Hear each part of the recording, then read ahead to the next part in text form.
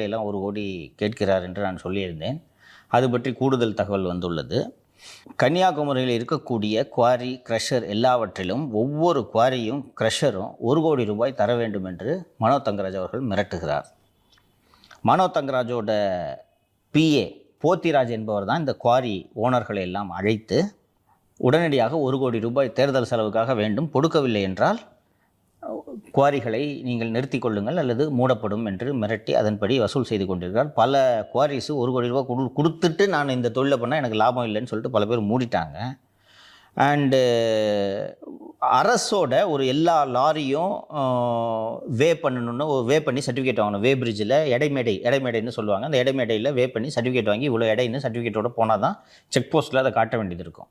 அரசின் எடைமேடை அங்கே இருக்கிறது. ஆனால் இந்த அமைச்சரோட பினாமி நடத்தக்கூடிய இன்னொரு தனியார் எடைமேடை காவல் கிணறு என்ற பகுதியில் இருக்கிறது. அந்த எடைமேடையை தாமோதரன் என்ற அமைச்சரின் பினாமி நடத்தி வருகிறார். அந்த எடைமேடையில் எடை போட்டு சான்றிதழ் எடுத்து வந்தால்தான் செக் போஸ்ட்டில் இதை அலோவ் பண்ணுறாங்க.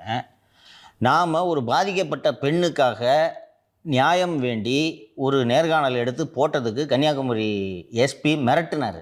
நடவடிக்கை எடுக்கப்படும், இது பொய்யான தகவல்னு. அந்த எஸ்பி ஸ்டாலின் அவர்களுக்கு நான் இந்த நிகழ்ச்சி மூலமாக சொல்லுகிறேன், மனோ தங்கராஜ் இந்த மாதிரி குவாரியில் வசூல் பண்ணுகிறாரு. கேரளாவுக்கு போகும், இங்கேருந்து மண் ஸ்டோன்ஸ் எல்லாம் ஏற்றி கொண்டு கேரளாவுக்கு போகும் ஒவ்வொரு லாரியிலும் 750 ரூபாய் அமைச்சருடைய ஆட்கள் வசூல் செய்து கொண்டிருக்கிறார்கள் என்பதை இந்த நிகழ்ச்சி மூலமாக பதிவு செய்கிறேன். புகைப்படங்களையும் நான் தர்றேன். கன்னியாகுமரி எஸ்பி ஸ்டாலின் நடவடிக்கை எடுக்கட்டும்ட்டு இதன் மூலமாக சொல்லிக்கிறேன். சரிங்க சார், உங்களுடைய கருத்துக்கும் தகவல்களுக்கும் நன்றி. நன்றி சார். நன்றி.